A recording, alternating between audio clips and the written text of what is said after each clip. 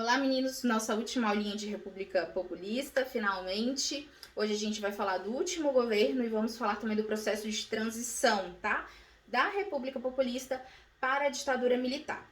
Nosso último presidente é conhecido como Jango e o nome dele é João Goulart, tá? Ele vai ficar no poder aqui dentro do nosso país do ano de 1961 até o ano de 1964. Lembrando que Jango era o vice de Jânio Quadros. Lembra que Jânio Quadros formulou todo aquele plano maluco na cabeça dele de renunciar e por algum motivo ia ter uma aclamação pública para que ele retornasse ao poder, o que não aconteceu.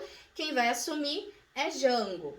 Jango, no momento da renúncia de Jânio Quadros, não estava aqui, ele estava na China fazendo algumas negociações.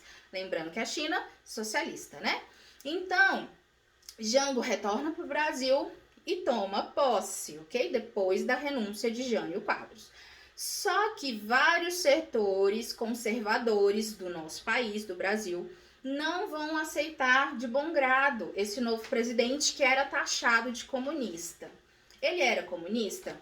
Ao meu ver, não era. Ele estava mais voltado à esquerda, sim, estava voltado a programas sociais, porém, eu não consigo taxá-lo como comunista, como uma pessoa que queria fazer uma revolução dentro do nosso país. Ele estava longe disso, inclusive, tá? Mas esses setores conservadores o taxam como comunista e eles vão começar a se articular ali. E aí, do ano de 61 a 63, o Brasil vai passar a ser parlamentarista, uma república parlamentarista. O que é isso, professor? O parlamento vai mandar muito mais do que o presidente. E dentro do parlamentarismo, a gente tem a figura do primeiro-ministro, tá? Que manda mais que o presidente também. Então, quem é esse cara? Vai ser Tancredo Neves, a gente vai falar dele no finalzinho da ditadura militar também. Então, lembrem-se desse nome, tá? E aí, João Goulart, Jango, vai ficar meio que afastado. Presidente, mas meio que afastado. O que acontece? Após um tempo, vai rolar um plebiscito, né? E aí as pessoas vão ter que votar e escolher entre o presidencialismo e entre o parlamentarismo.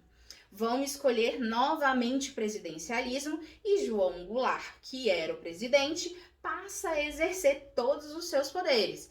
Então, a partir daí, ele vai governar muito pouco tempo, né? O ano de 64, mais ou menos.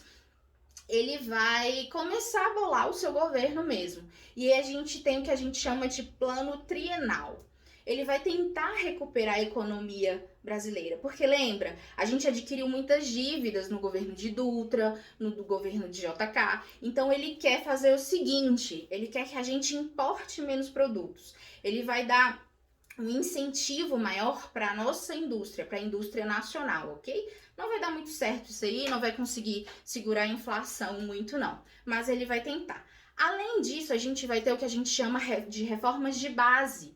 O que é isso? São reformas que acontecem em setores básicos, como educação, como setor tributário, ou seja, aumentar ou diminuir alguns impostos, basicamente isso, né?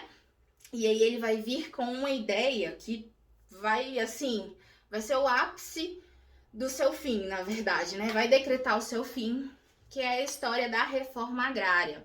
Só que não é uma reforma agrária qualquer. Ele quer fazer uma reforma agrária no sentido popular mesmo. Ou seja, ele vai vir com a ideia de distribuir as grandes riquezas que tem aqui no Brasil. Então eu vou tirar as terras de grandes proprietários, de ricos, de latifundiários e vou dividir. Vou distribuir riquezas dentro do Brasil. Claro que isso vai gerar um grande burburinho, porque esses setores conservadores que eu falei para vocês não vão aceitar isso com tanta facilidade. Então a gente vai ter um comício em 1964 que se chama Comício Central do Brasil. E nele ele vai fazer esse anúncio da reforma agrária, no sentido popular mesmo. Então, vai ser assim, imaginem essa população carente, pobre que tem no Brasil. Eles vão ficar muito felizes, né? Só que, como eu disse para vocês, esses setores mais conservadores não vão gostar nada disso. Igreja Católica, Exército Brasileiro, o próprio Estados Unidos pergunta, meu Deus, tá ficando louco? Vai fazer uma reforma agrária? Não. Enfim, os setores mais conservadores não vão concordar com essa ideia e é a partir desse momento que a gente vai ter um esboço do golpe militar começando a acontecer, tá? A gente vai ter o que a gente chama de Marcha da Família com Deus, que foi uma marcha contra o Jango, contra o João Goulart. E eles vão vir, né, com o slogan TFP, Tradição, Família e Propriedade, tá? A gente vai ter um golpe, né, começando a ser articulado ali em Juiz de Fora por um cara que a gente já falou, que é o general Olímpio Mourão. Vocês lembram do Plano Cohen? Então, esse cara. E aí, ele vai ter o apoio do Exército, da Igreja Católica, e vão fazer o quê? Dentro da Igreja Católica, ali em Minas Gerais, existia o que a gente chama de Liga das Mulheres Católicas Brasileiras. Elas também vão estar dentro desse processo, tá? Então, começa a se esboçar esse golpe e eles vão fazer essa marcha, tá? Que vai atingir muita gente, mais de 100 mil pessoas, por exemplo, ali em São Paulo, tá? E o que eles querem? Eles querem tirar mesmo o Jango do poder. E aí é nesse momento que eles vão para o Rio de Janeiro. Por quê? Ainda funcionava o poder executivo no Rio de Janeiro. Poder legislativo já estava funcionando em Brasília. Porém, o poder executivo ainda estava funcionando ali no Rio de Janeiro. Então, para tirar Jango do poder, eles tinham que ir para o Rio de Janeiro e foi isso que aconteceu. Começaram a marchar. Então, dia 31 de março de 1964, começa essa marcha até o Rio de Janeiro. Ali de Minas Gerais até o Rio de Janeiro, tá?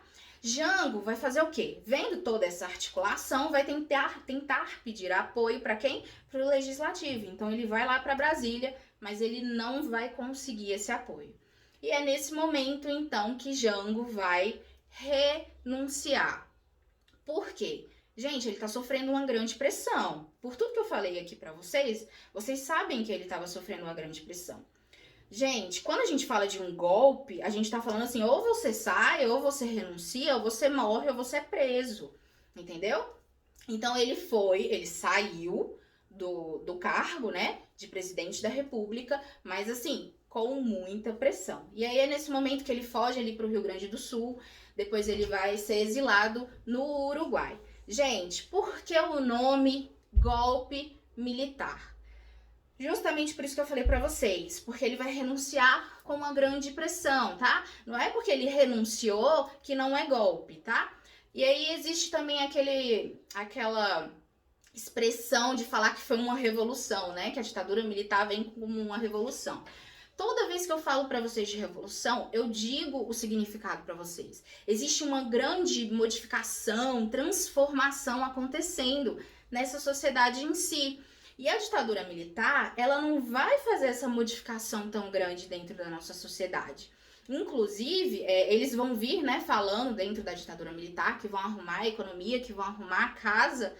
Mas depois da ditadura militar, a gente viu que os problemas econômicos só pioraram. Então, ela não veio trazendo modificações boas, tá? E aí tem gente que fala de uma contra-revolução, que Jango queria transformar o Brasil em socialista. Então, a ditadura militar veio para acabar com essa ideia comunista aqui dentro do Brasil. O que eu acho também que não vale, porque Jango estava muito longe de uma revolução socialista dentro do Brasil, tá? Meninos, acabamos a República Populista. Eu espero que vocês tenham entendido esse finalzinho. A gente, na próxima aula, já começa em ditadura militar. Qualquer dúvida, é só me chamar. Tchauzinho.